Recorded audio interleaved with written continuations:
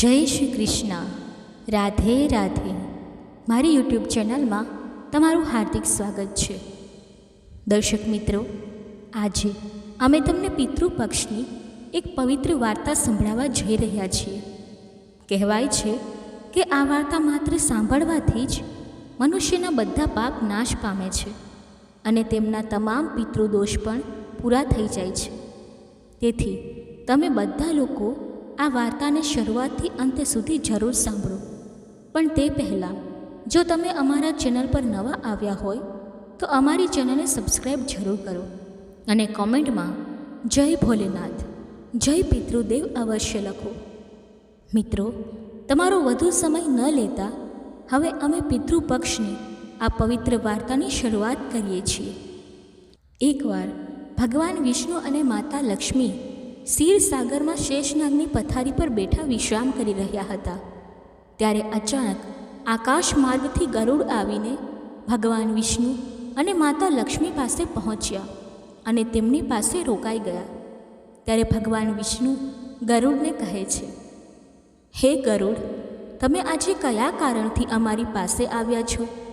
શું કોઈ વિશેષ કારણસર તમે આકાશ માર્ગથી ઝડપથી ઉડીને અમારી પાસે આવ્યા છો? તમારા ચહેરા પર ગંભીરતા અને આંખોમાં જિજ્ઞાસા દેખાઈ રહી છે. જરૂર કોઈ ઊંડું રહસ્ય કે મહત્ત્વનો વિષય છે જે કહેવા માટે તમે અહીં આવ્યા છો. તેથી નિસંકોચ થઈને તમારા હૃદયની વાત અમને કહો. હવે આ વાત સાંભળીને ગરુડ ભગવાન વિષ્ણુને કહે છે, હે પ્રભુ, હું આજે અહીં એક ખૂબ જ ઊંડો અને મહત્ત્વનો પ્રશ્ન લઈને આવ્યો છું. મારું હૃદય જાણવા માંગે છે કે પિતૃપક્ષમાં પિતૃઓની પૂજા અર્ચના અને તર્પણ કરવાથી મનુષ્યને કયા કયા ફળ મળે છે. લોકો કહે છે કે આ સમયમાં કરેલું શ્રાદ્ધ, દાન અને પિંડદાન પિતૃઓને તૃપ્ત કરે છે. પરંતુ આ વિષયની વાસ્તવિક મહિમા શું છે? આ હું તમારી પાસેથી સાંભળવા માંગુ છું.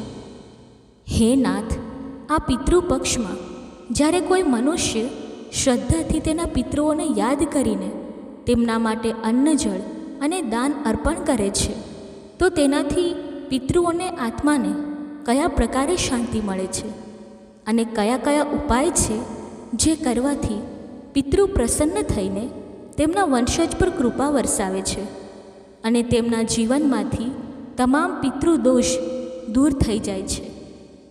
આ વિચારોથી વ્યાકુળ થઈને હું આજે તમારી પાસે આવ્યો છું, કારણ કે તમે જ જગતના આધાર છો, તમે જ સૃષ્ટિના નિયંતા છો અને તમારા કરતાં સારું આ પ્રશ્નનું સમાધાન કોઈ ન કહી શકે.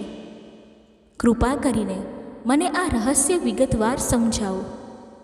ગરુડના આ વિનમ્ર વચનો સાંભળીને ભગવાન વિષ્ણુ દયાથી હસ્યા અને ખૂબ જ પ્રેમભર્યા અવાજમાં ગરુડને કહેવા લાગ્યા, હે ગરુડ, આજે તમે જે પ્રશ્ન કર્યો છે તે માત્ર તમારા મનના સંદેહને દૂર કરવા માટે નથી, પરંતુ આખી માનવ જાતિના કલ્યાણ માટે છે.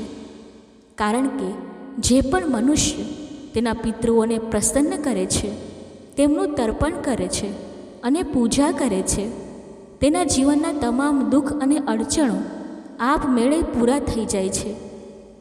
પિતા જ વંશના આધાર છે અને જ્યારે તેઓ સંતુષ્ટ થાય છે તો તેમની કૃપાથી પરિવારમાં સુખ, સમૃદ્ધિ, સંતાન અને ઐશ્વર્યની વૃદ્ધિ થાય છે.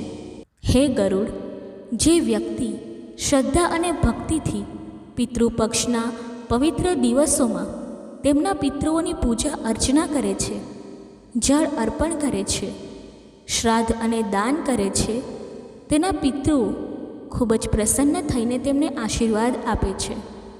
તેમના આશીર્વાદથી જ મનુષ્યની તમામ અડચણો દૂર થાય છે અને જીવનમાં શાંતિ અને આનંદનો પ્રસાર થાય છે.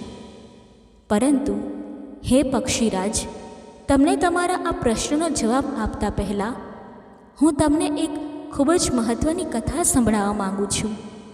આ કથા પિતૃપક્ષના રહસ્યોને વધુ સ્પષ્ટ કરશે અને માનવ જીવનમાં તેના મહત્ત્વને ખોલશે. પરંતુ ધ્યાન રાખો, આ કથાને શરૂઆતથી અંત સુધી પૂરા મનથી અને શ્રદ્ધાથી સાંભળવી પડશે, તો જ તેનું વાસ્તવિક ફળ મળશે. ભગવાન વિષ્ણુના આ વચનો સાંભળીને ગરુડે હાથ જોડીને કહ્યું, હે પ્રભુ, હું તમને વિશ્વાસ આપું છું કે આ કથાને હું શરૂઆતથી અંત સુધી જરૂર ધ્યાનથી સાંભળીશ, અને એટલું જ નહીં પરંતુ તેને આખા દેવલોકમાં પણ પ્રખ્યાત કરીશ, જેથી દેવતા, ઋષિમુનિ અને તમામ લોકો આ વાર્તાની મહિમાને જાણી શકે અને તેનો લાભ મેળવી શકે. મિત્રો, ત્યારે ભગવાન વિષ્ણુ ગરુડની આ શ્રદ્ધા અને વચન જોઈને ખૂબ જ પ્રસન્ન થયા અને તેમણે ગરુડને પિતૃપક્ષની પવિત્ર કથા સંભળાવવાની શરૂઆત કરી. તેથી તમે બધા પણ આ કથાને મનથી અને શ્રદ્ધાથી જરૂર સાંભળો, કારણ કે શાસ્ત્રોમાં કહેવાયું છે કે આ કથા સાંભળવાથી જ મનુષ્યના તમામ પાપ નાશ પામે છે, તેના તમામ દોષ પૂરા થઈ જાય છે અને વિશેષ રીતે પિતૃદોષથી તે મુક્ત થઈ જાય છે. મિત્રો, જે વ્યક્તિ પર પિતૃઓનું ઋણ હોય તે ભલે કેટલી પણ તપસ્યા કે સાધના કરે, તેને જીવનમાં પૂરું સુખ અને સફળતા નથી મળતી. પરંતુ પિતૃપક્ષમાં શ્રદ્ધાથી કરેલી પૂજા અર્ચના, શ્રાદ્ધ અને આ કથાનું સાંભળવું તેના પરથી પિતૃ ઋણને પૂરું કરી દે છે. તેના ફળ સ્વરૂપ તેના તમામ દેવા ઉતરી જાય છે. જીવનમાં ધન અન્નની ક્યારેય કમી નથી રહેતી, સુખ સમૃદ્ધિનો વાસ થાય છે અને ઘરનું આંગણું ઐશ્વર્યથી ભરાઈ જાય છે. જે કન્યા લગ્ન યોગ્ય હોય તેને મનને અનુકૂળ અને યોગ્ય વર મળે છે. જે દંપતી સંતાન વગરના હોય તેમને આ કથાના પુણ્ય પ્રભાવથી સંતાન મેળવવાનું સુખ મળે છે. તેથી પિતૃપક્ષ દરમિયાન આ કથાને સાંભળવું દરેક મનુષ્ય માટે જરૂરી માનવામાં આવે છે, કારણ કે જ્યારે પિતૃદેવ પ્રસન્ન થાય છે તો તેઓ તેમના વંશજને દરેક પ્રકારનું વરદાન આપીને તેના જીવનને મંગળમય બનાવે છે. મિત્રો, ભગવાન વિષ્ણુ ગરુડને કહે છે, હે ગરુડ, કોઈ જૂના સમયની વાત છે. એક નગરમાં રુચિ નામના ધર્મને અનુસરનાર અને તેજસ્વી રાજા રાજ કરતા હતા. શરૂઆતમાં તેઓ તેમના રાજ્યનું સંચાલન ન્યાય અને ધર્મથી કરતા રહ્યા, પરંતુ સમય જતાં જ્યારે તેમના હૃદયમાં વૈરાગ્યની ભાવના આવી તો તેમણે સંસારના માયા મોહને ત્યાગવાનું નક્કી કર્યું. તેઓ નિડર થઈને બ્રહ્મચર્યનું પાલન કરવા લાગ્યા અને તેમના મોટા મહેલો, રાજસિંહાસન અને વૈભવને છોડીને પૃથ્વી પર ફરવા માટે નીકળી પડ્યા. તેમણે સંસારી સુખ સુવિધા અને ભોગ વૈભવને પૂરેપૂરું ત્યાગી દીધું. મહેલમાં રહેવું તો દૂર, તેમણે રોજ માત્ર એકવાર જ ભોજન કરવું શરૂ કર્યું અને બાકીનો સમય તેઓ જંગલમાં ભટકતા રહેતા, સાધના અને ધ્યાનમાં લીન રહેતા. તેમના જીવનમાં આવો કઠોર વૈરાગ્ય જોઈને તેમના વંશજ પિતૃઓ ખૂબ જ દુઃખી અને વ્યથિત થઈ ગયા. હે ગરુડ, પિતૃઓ એકબીજા સાથે વિચારવા લાગ્યા, અમારા વંશજ ઋષિ રુચિ જો આમ સંસારથી મુખ ફેરવીને માત્ર તપસ્યામાં લીન થઈ જશે તો તેમનો વંશ કેમ આગળ વધશે? આ વૈરાગ્યથી તેમના કુળની પરંપરા અટકી જશે અને વંશ પૂરેપૂરો ખતમ થઈ જશે. આ વિચારીને તેમના મનમાં ભય ફેલાઈ ગયો અને તેમણે નક્કી કર્યું કે કેમ ન અમે પોતે જ અમારા વંશજ પાસે જઈને તેને સમજાવીએ અને તેને આ કઠોર વૈરાગ્ય ત્યાગવા માટે પ્રેરિત કરીએ. આમ દિવસો વીતતા ગયા. એક દિવસ જ્યારે ઋષિ રુચિ ઊંડા ધ્યાનમાં લીન થઈને તેમની તપસ્યા કરી રહ્યા હતા, ત્યારે અચાનક દિવ્ય પ્રકાશ સાથે તેમના પિતૃઓ ત્યાં પ્રગટ થયા. તેમનું સ્વરૂપ અલૌકિક અને તેજસ્વી હતું. થોડીવાર પછી જ્યારે ઋષિ રુચિએ ધ્યાન અવસ્થામાંથી તેમની આંખો ખોલી તો તેમણે તેમની સામે 4 દિવ્ય આત્માઓને ઊભા જોયા. તેમનું આ અનપેક્ષિત અને દિવ્ય દર્શન જોઈને ઋષિ રુચિ ખૂબ જ આશ્ચર્યમાં પડી ગયા. તેઓ તરત જ જમીન પર નમીને તે પિતૃઓને અષ્ટાંગ પ્રણામ કરીને વિનમ્ર અવાજમાં કહેવા લાગ્યા, હે મહાન આત્માઓ, તમે કોણ છો? તમારા તેજ અને આભાથી આખી દિશાઓ પ્રકાશિત થઈ રહી છે. તમારા સ્વરૂપમાંથી દિવ્યતા દેખાઈ રહી છે. કૃપા કરીને કહો કે તમે કયા લોકમાંથી આવ્યા છો અને કયા કારણસર આમ અચાનક જ મને દર્શન આપીને મારું જીવન ધન્ય કરી રહ્યા છો. જરૂર તમારા આ આગમન પાછળ કોઈ ઊંડું રહસ્ય અને ઉદ્દેશ્ય છુપાયેલું છે.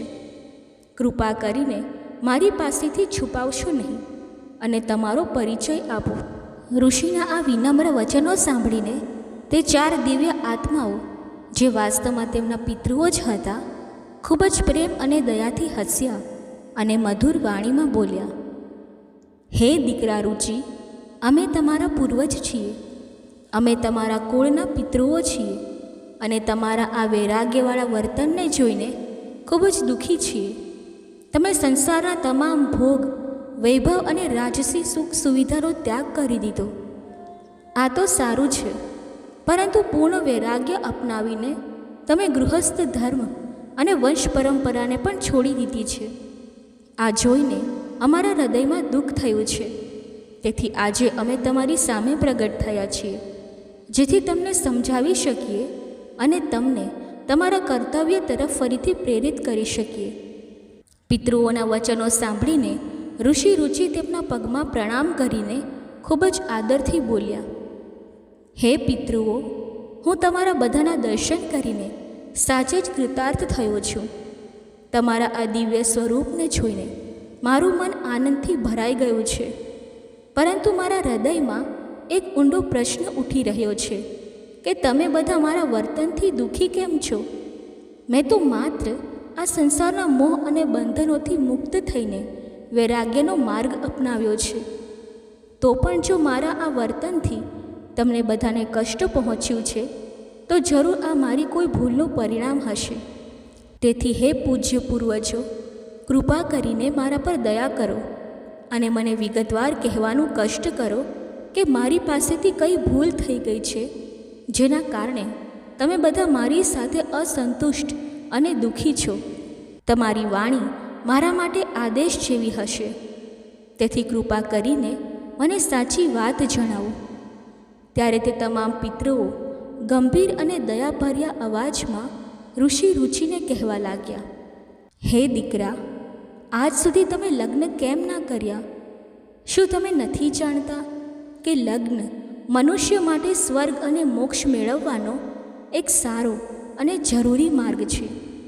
ગૃહસ્થ જીવન વગર મનુષ્ય કાયમી બંધનમાં બંધાયેલો રહે છે, કારણ કે ગૃહસ્થ આશ્રમ જ એ આધાર છે જેમાં રહીને મનુષ્ય દેવતાઓ, પિતૃઓ, ઋષિઓ અને માંગનારાઓની સેવા અને પૂજા કરીને શ્રેષ્ઠ લોક મેળવે છે. ગૃહસ્થ જ દેવતાઓને સ્વાહા શબ્દથી અને પિતૃઓને સ્વધા શબ્દના ઉચ્ચારથી તૃપ્ત કરે છે. તે જ તેના દ્વાર પર આવનાર મહેમાનો અને માંગનારાઓને દાન આપીને સંતુષ્ટ કરે છે અને તેમના આશીર્વાદથી તેના આ લોક અને પરલોક બંને સુધરે છે. પરંતુ હે દીકરા, તમે લગ્ન ન કર્યા, સંતાન પેદા ન કરી. તેથી તમે ના તો દેવતાઓ પ્રત્યે અને ના તો પિતૃઓ પ્રત્યે તમારા ઋણથી મુક્ત થઈ શકશો. સંસારમાં રહેનારા દેવતા, ઋષિ અને પ્રાણીઓ બધા પ્રત્યે તમે રોજ ઋણી થતા જાઓ છો. વિચારો, જ્યાં સુધી સંતાન પેદા ન થાય ત્યાં સુધી તમારો વંશ કેમ આગળ વધશે? અને સંતાન વગર પિતૃતર્પણ કેમ થશે? જો પિતૃતર્પણ ન થાય તો સ્વર્ગની પ્રાપ્તિ કેમ શક્ય થશે? તેથી સમજો, જો તમે લગ્ન ન કર્યા તો આ માત્ર તમારા માટે જ નહીં, પરંતુ આખા કુળ માટે અન્યાય હશે. આ માર્ગ તમને આનંદ નહીં, પરંતુ માત્ર કષ્ટ જ આપશે. મૃત્યુ પછી તમને નરકની પ્રાપ્તિ થશે અને આગામી જન્મોમાં પણ તમને કઠોર દુઃખનું ભોગવવું પડશે. પિતૃઓની આ ગંભીર વાતો સાંભળીને ઋષિ રુચિ હાથ જોડીને વિનમ્ર અવાજમાં તેમના પિતૃઓને કહેવા લાગ્યા, હે પૂજ્ય પિતૃઓ, મારા હૃદયમાં આ દ્રઢ વિશ્વાસ છે કે જીવનમાં લગ્ન કરવું ખૂબ જ દુઃખદાયી છે. લગ્ન સાથે અનેક પ્રકારના બંધન અને જવાબદારી આવે છે, જેનાથી મનુષ્ય પાપનો સંગ્રહ કરે છે અને અંત સમયે તે જ તેને નીચી ગતિ તરફ લઈ જાય છે. આ વિચારથી જ મેં અત્યાર સુધી કોઈ સ્ત્રી સાથે લગ્નનો વિચાર કર્યો નથી. મારા વિચાર પ્રમાણે સ્ત્રી સંગ અને મિલકત મુક્તિનો માર્ગ નથી, કારણ કે જેટલું વધુ મનુષ્ય સંસારના બંધનોમાં ફસાય છે, તેટલું જ તે આત્માની સ્વતંત્રતાથી દૂર જતો રહે છે. પરંતુ જે વ્યક્તિ અલગ રહીને રોજ વિદ્યા મેળવે છે, જ્ઞાનના અમૃતનું પાન કરે છે અને તેનાથી તેની આત્માને શુદ્ધ અને પ્રકાશિત કરે છે, તે જ મને શ્રેષ્ઠ લાગે છે. વિદ્વાનોએ શાસ્ત્રોમાં અનેક પ્રકારના સંસારી કર્મો અને તેમના બંધનોનું વિગતવાર વર્ણન કર્યું છે. તેમાંથી જ આ શિક્ષા મળે છે કે મનુષ્યને તેની ચંચળ ઇન્દ્રિયો ઉપર સંયમ રાખવો જોઈએ અને તત્વજ્ઞાનના શુદ્ધ જળથી તેની આત્માને શુદ્ધ કરતા રહેવું જોઈએ. આ જ સાચી સાધના છે, આ જ વાસ્તવિક માર્ગ છે. ઋષિ રુચિની આ વાત સાંભળીને તેમના પિતૃઓ ગંભીર અવાજમાં આગળ કહેવા લાગ્યા, હે દીકરા, આ સાચું છે કે ઇન્દ્રિયોને કાબૂમાં રાખીને જ્ઞાનથી આત્માને શુદ્ધ કરવી જોઈએ.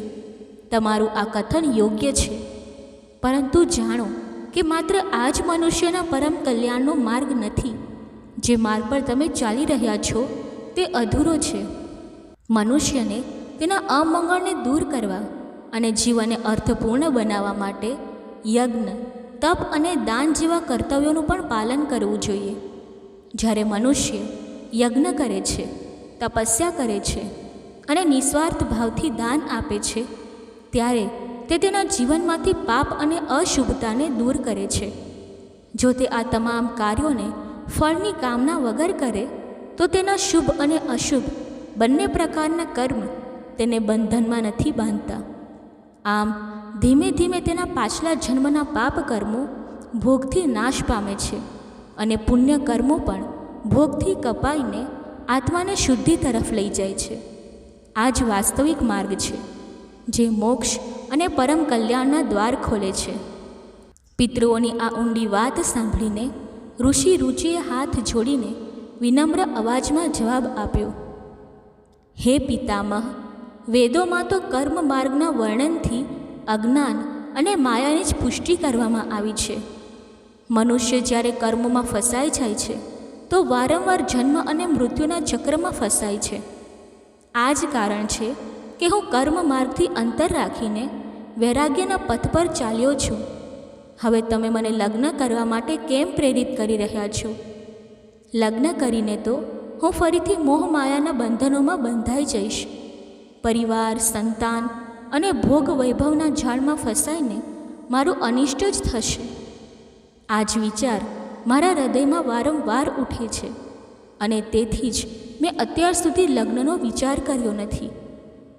ઋષિ રુચિની આ વાત સાંભળીને તેમના તમામ પિતૃઓ ગંભીર અવાજમાં પરંતુ દયા અને પ્રેમથી ભરેલા થઈને તેમને કહેવા લાગ્યા, હે દીકરા, આ સાચું છે કે કર્મથી જે કંઈ કરવામાં આવે છે તે એક પ્રકારનું અજ્ઞાન જ છે.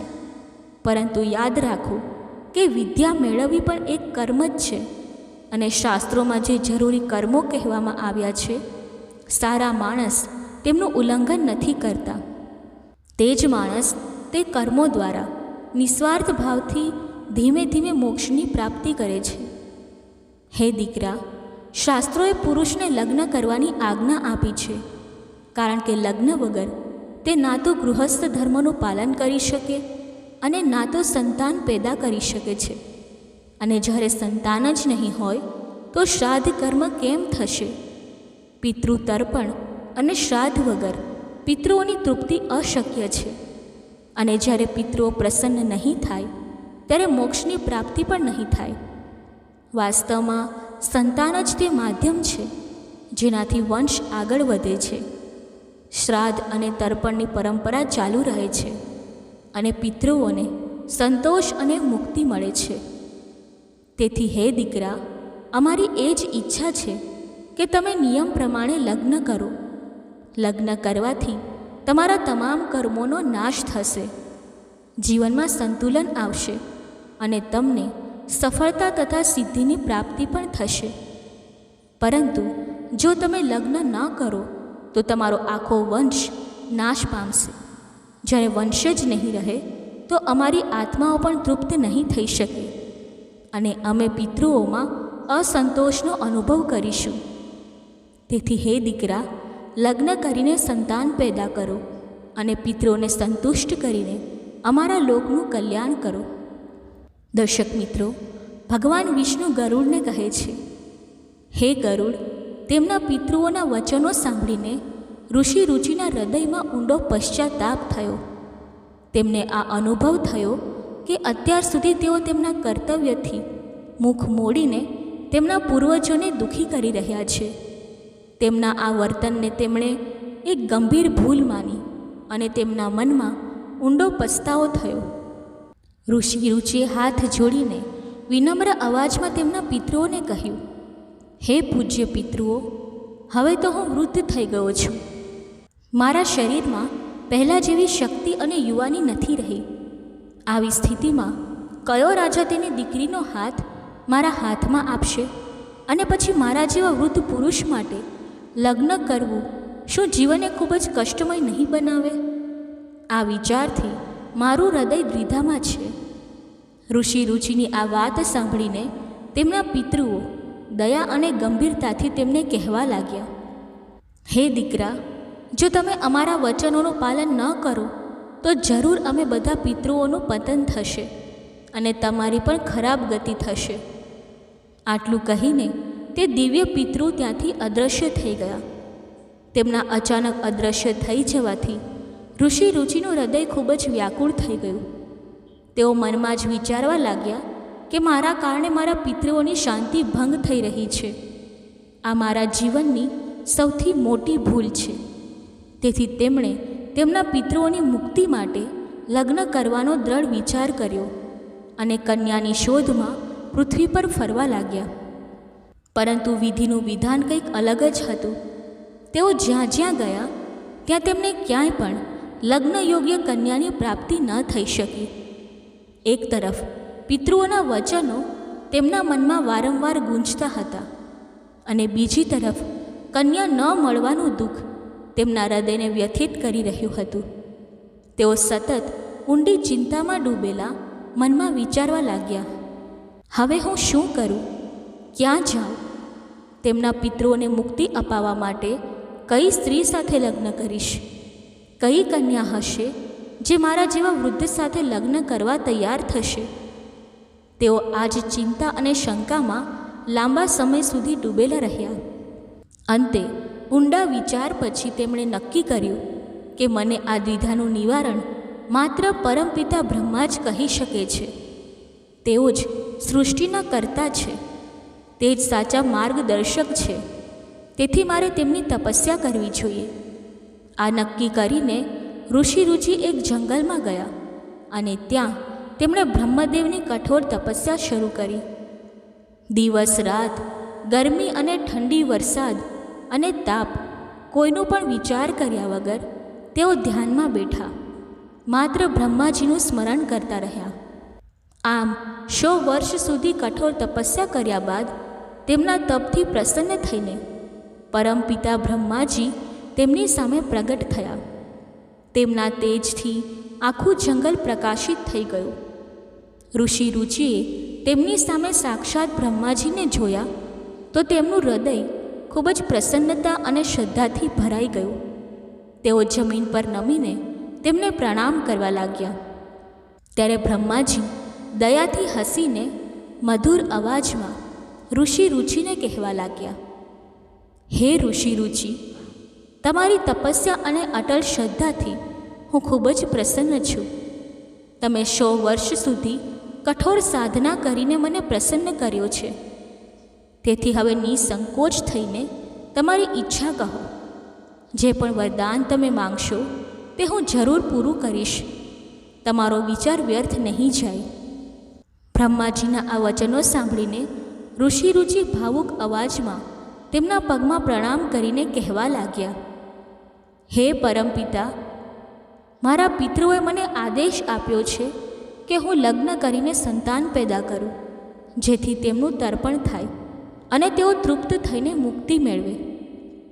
પરંતુ હે પ્રભુ, પૃથ્વી પર મને લગ્ન યોગ્ય કોઈ કન્યા નથી મળી શકી. આ કારણે હું ખૂબ જ વ્યાકુળ અને અસમંજસમાં છું. તેથી તમે કૃપા કરીને મને એવી કન્યા આપો જેની સાથે લગ્ન કરીને હું સંતાન મેળવી શકું અને તેમના પિતૃઓના આદેશનું પાલન કરી શકું. ઋષિ રુચિની પ્રાર્થના સાંભળીને બ્રહ્માજી દયાથી હસીને તેમને કહેવા લાગ્યા, હે વિપ્ર, હું તમને આ વરદાન આપું છું કે આજથી તમે સંસારના પ્રજાપતિ બનશો. તમારા દ્વારા જ આગળ પ્રજાની સૃષ્ટિ થશે અને તમારા જ માધ્યમથી વંશ પરંપરા આગળ વધશે.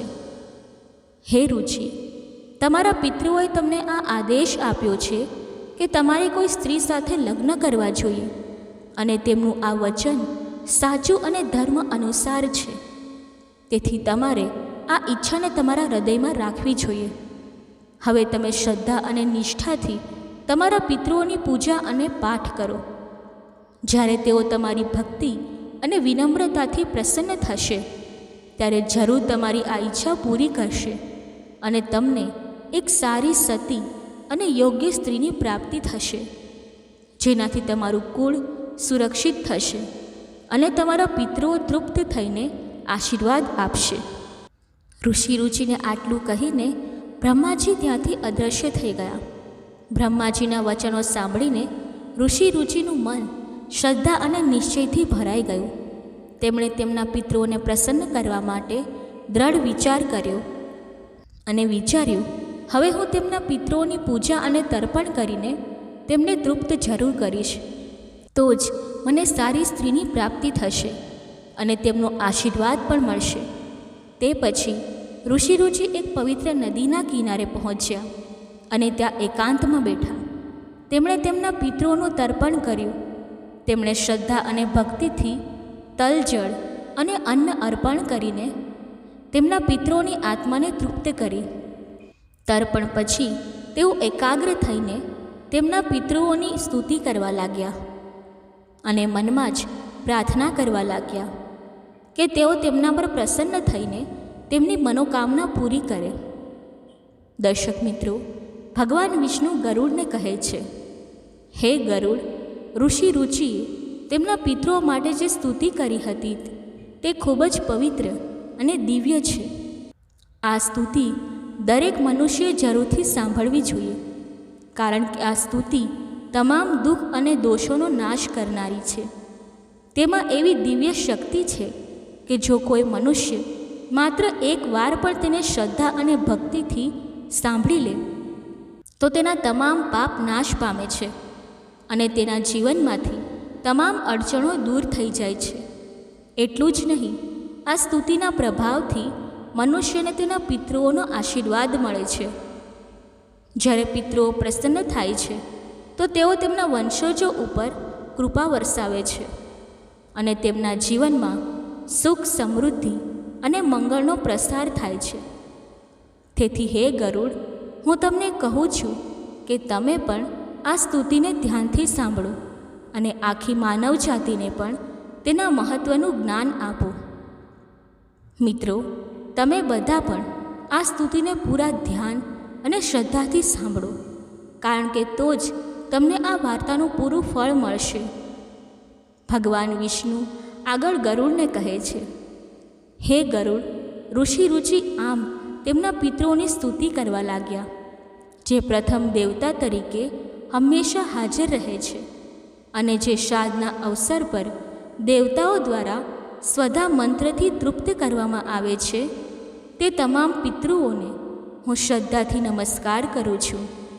સ્વર્ગમાં રહેલા મહર્ષિ જે ભક્તિ અને મુક્તિની ઈચ્છાથી માનસિક શ્રાદ્ધથી જે પિતૃઓને ભક્તિથી તૃપ્ત કરે છે, તે તમામ પિતૃઓને હું પ્રણામ કરું છું. અગ્નિવર્ષ આજ્ય અને સોમપતિ નામના જે પિતૃઓ છે, તેઓ આ શ્રાદ્ધથી મારા દ્વારા સંતુષ્ટ થઈને તૃપ્ત થાવ. અગ્નિવાદ પિતૃ મારી પૂર્વ દિશાની રક્ષા કરો. વર્ષ પિતૃઓ, હંમેશા મારી દક્ષિણ દિશાની રક્ષા કરો. આજ પિતૃઓ, પશ્ચિમ દિશાની રક્ષા કરો. અને સોમ પિતૃઓ, ઉત્તર દિશાની રક્ષા કરો. આ તમામ પિતૃઓ અમને રાક્ષસો, ભૂત પ્રેત, પિશાચ અને અસુરોથી થતા દોષોથી હંમેશા રક્ષા આપો.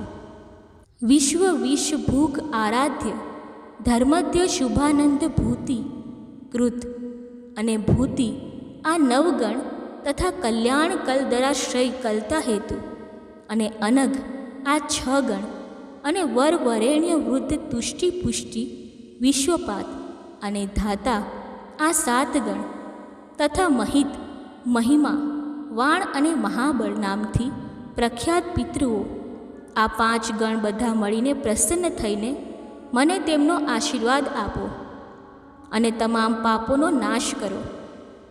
ઋષિ રુચિની આ સ્તુતિ સાંભળતા જ એક દિવ્ય પ્રકાશ પ્રગટ થયો, જે આકાશમાં ચારે તરફ ફેલાઈ ગયો. તે પ્રકાશ એટલો તેજસ્વી હતો કે આખું વિશ્વ તેના પ્રકાશથી ઢંકાઈ ગયું. તે દિવ્ય જ્યોતિને જોઈને ઋષિ રુચિ ભાવમાં આવીને તેમના ઘૂંટણ પર બેઠા અને ફરીથી તેમના પિતૃઓની સ્તુતિ કરવા લાગ્યા. તેમની સ્તુતિ સાંભળીને પિતૃઓ ખૂબ જ પ્રસન્ન થયા અને તરત જ તેમની સામે પ્રગટ થયા. ત્યારે ઋષિ રુચિએ ફૂલગંધ અને પવિત્ર વસ્તુઓથી તેમની પૂજા અને અર્પણ કર્યું. તેઓ તમામ પિતૃઓ તે અર્પણોને અપનાવીને તેમની સામે સ્થિર થયા. તે પછી ઋષિ રુચિએ ભક્તિથી તેમના બંને હાથ જોડીને તેમને પ્રણામ કર્યા અને વિનંતી કરવા લાગ્યા. ત્યારે પ્રસન્ન થઈને તેમના તમામ પિતૃઓ તેમને કહેવા લાગ્યા, હે દીકરા, તમારી સ્તુતિએ અમારા હૃદયને સંતોષ અને આનંદથી ભરી દીધું છે. અમે તમારી ભક્તિ અને શ્રદ્ધાથી ખૂબ જ પ્રસન્ન છીએ. તેથી હવે તમે જે પણ ઈચ્છા તમારા હૃદયમાં રાખો છો તેને કોઈ સંકોચ વગર અમારી સામે કહો. અમે તમારી તે ઈચ્છાને જરૂર પૂરી કરીશું, કારણ કે તમારો સાચો ભાવ અને નિષ્ઠા અમને બાધ્ય કરે છે કે અમે તમને આશીર્વાદ આપીએ. પિતૃઓના આ વચનો સાંભળીને ઋષિ રુચિ નમીને આદરથી તેમના પિતૃઓને કહેવા લાગ્યા, હે પૂજ્ય પિતૃઓ, પરમપિતા બ્રહ્માજીએ મને સૃષ્ટિની રક્ષા અને વંશ પરંપરાને આગળ વધારવા માટે પ્રજાપતિ બનાવી દીધો છે. હવે આ મારું કર્તવ્ય છે કે હું આ જવાબદારીનું પાલન કરું અને સંસારની પ્રગતિમાં યોગદાન આપું. પરંતુ હે પિતૃઓ, આ કાર્ય ત્યારે જ શક્ય છે જ્યારે મને એક સમર્થ, ગુણવાન અને ચારિત્રવાન પત્ની મળે. એવી પત્ની જે મારા ધર્મનો સાથ આપે, વંશને આગળ વધારે અને હંમેશા પવિત્રતા તથા મર્યાદાનું પાલન કરે. તેથી હું તમારી પાસે એ જ ઈચ્છા કરું છું કે તમે મને એવી સારી પત્ની આપો જેનાથી હું મારું કર્તવ્ય પૂરું કરી શકું અને તમારા વચનોનું પાલન કરી શકું. ઋષિ રુચિની પ્રાર્થના સાંભળીને તેમના પિતૃઓ ખૂબ જ પ્રસન્ન થયા અને તેમને કહેવા લાગ્યા, હે દીકરા, આ જ પવિત્ર સ્થાન પર આ જ ક્ષણે તમને એક સારી અને સતી પત્નીની પ્રાપ્તિ થશે, જેનું નામ મનોરમા હશે. તેનાથી તમને એક ખૂબ જ સુંદર દીકરાની પ્રાપ્તિ થશે, જે માત્ર રૂપવાન જ નહીં પરંતુ બુદ્ધિમાન અને બળવાન પણ હશે. તમારો તે દીકરો રોજ નામથી પ્રખ્યાત થઈને 3 લોકોમાં જાણીતો થશે. તેના તેજ અને પરાક્રમથી આખું જગત આશ્ચર્યમાં પડશે. અને હે રુચિ, તમારા આ દીકરાથી આગળ પણ અનેક ખૂબ જ બળવાન, મહાપરાક્રમી, મહાત્મા અને આજ્ઞાનું પાલન કરનારા દીકરા પેદા થશે, જે તમારા વંશનો વિસ્તાર કરશે અને કુળની કીર્તિને અમર કરશે. આટલું કહીને પિતૃઓએ ઋષિ રુચિને આશીર્વાદ આપ્યો અને તરત જ ત્યાંથી અદૃશ્ય થઈ ગયા. હે ગરુડ, જેમ જ પિતૃઓ અદૃશ્ય થયા તે જ ક્ષણે તેમની કૃપાથી નદીની વચ્ચેથી એક અદ્ભુત દૃશ્ય પ્રગટ થયું. ત્યાંથી એક ખૂબ જ રૂપવાન અને મનને મોહી લેનારી દિવ્ય સ્ત્રી પેદા થઈ, જેની આભાએ ચારે તરફને પ્રકાશિત કરી દીધું. તેની સાથે તેજ જેવી રૂપવતી અને દિવ્ય આભાથી યુક્ત એક કન્યા પણ પ્રગટ થઈ. તે દિવ્ય સ્ત્રી ઋષિ રુચિ પાસે આવીને મધુર અવાજમાં બોલી, હે મહાત્મા, હું તમને આ સુંદર રૂપવાળી માનિની નામની કન્યાને પત્ની તરીકે આપું છું. તમે આ કન્યા સાથે નિયમ પ્રમાણે લગ્ન કરો. જ્યારે તમે તેનું વરણ કરશો ત્યારે તમને તેનાથી એક ખૂબ જ તેજસ્વી અને બુદ્ધિમાન દીકરાની પ્રાપ્તિ થશે, જેનું નામ મનુ હશે. તે જ મનુ આગળ જઈને પ્રજાના પાલક કરતા બનશે અને ત્રણેય લોકોમાં તેની કીર્તિથી જાણીતા થશે. તેના વચનો પ્રમાણે પ્રજાપતિ રુચિએ તે દિવ્ય અપ્સરા કન્યા સાથે લગ્ન કર્યા.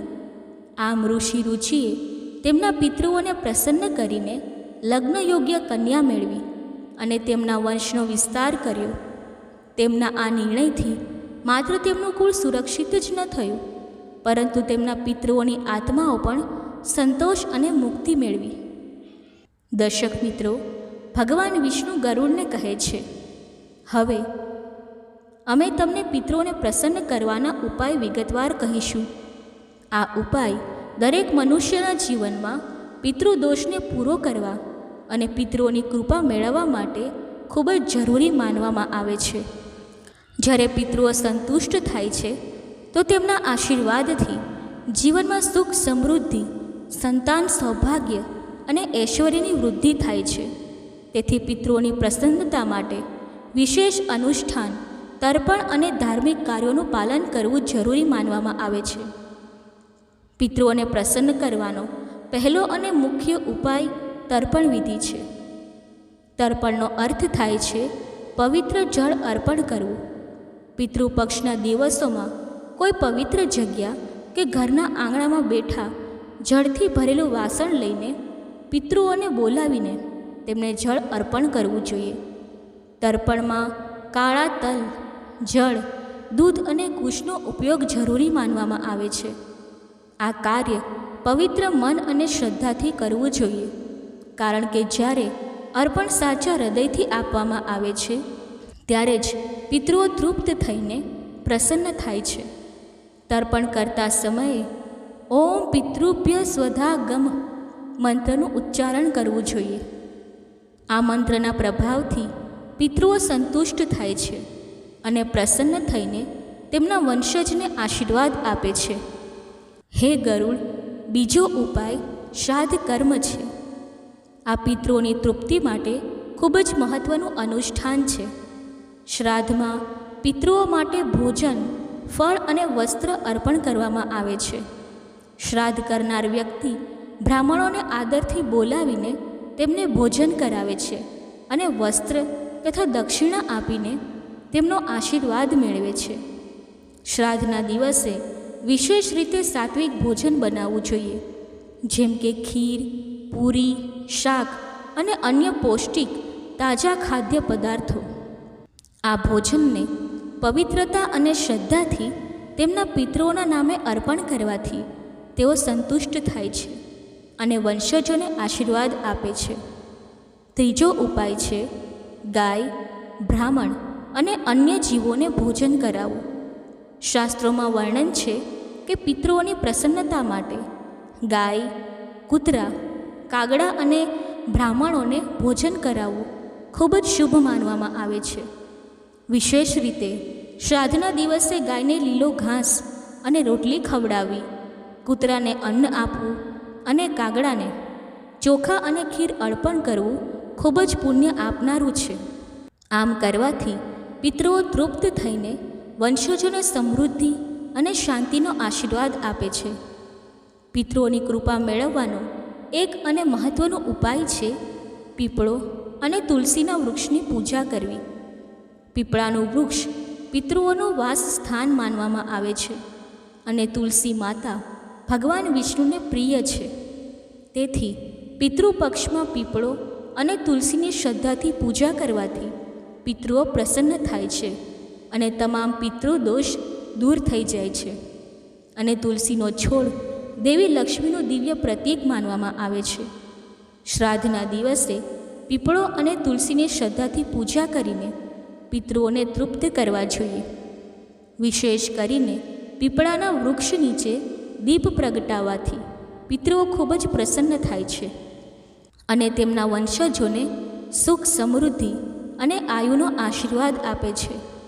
દર્શક મિત્રો, ભગવાન વિષ્ણુ ગરુડને કહે છે, હે ગરુડ, જે વ્યક્તિ પિતૃદોષથી પીડિત હોય તેમને ગયાજી કે અન્ય પવિત્ર તીર્થ સ્થાનો પર જઈને પિંડદાન જરૂર કરવું જોઈએ.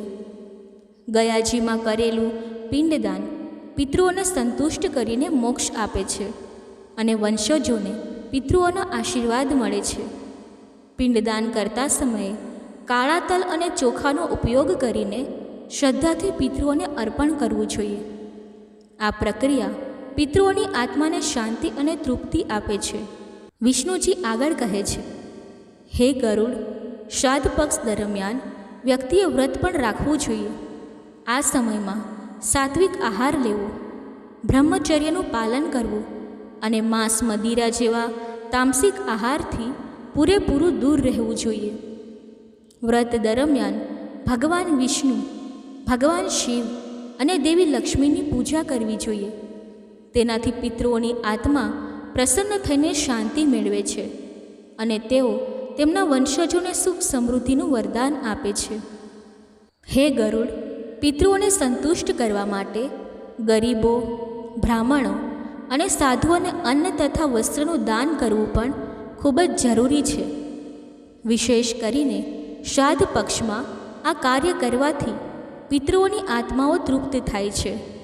અન્નદાન અને વસ્ત્રદાનથી મનુષ્યને અપાર પુણ્યની પ્રાપ્તિ થાય છે અને પિતૃદોષથી મુક્તિ મળે છે. તેનાથી પ્રસન્ન થઈને પિતૃઓ તેમના વંશજોના પરિવારમાં સુખ, શાંતિ અને વૈભવનો આશીર્વાદ આપે છે. પવિત્ર નદીઓમાં વિશેષ કરીને ગંગાજીમાં સ્નાન કરવું અને પિતૃઓ માટે જળ અર્પણ કરવું ખૂબ જ શુભ અને પુણ્ય આપનારું છે.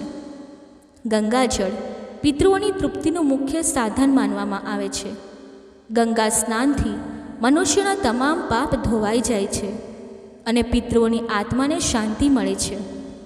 જ્યારે પિતૃઓ તૃપ્ત થાય છે તો તેઓ તેમના વંશજો ઉપર કૃપા વરસાવે છે.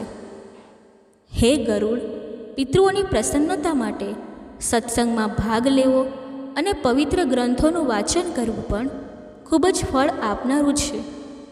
વિશેષ કરીને શ્રીમદ્ ભગવદ્ ગીતાના 11મા અધ્યાયનું વાંચન પિતૃઓની શાંતિ માટે સૌથી સારું માનવામાં આવે છે.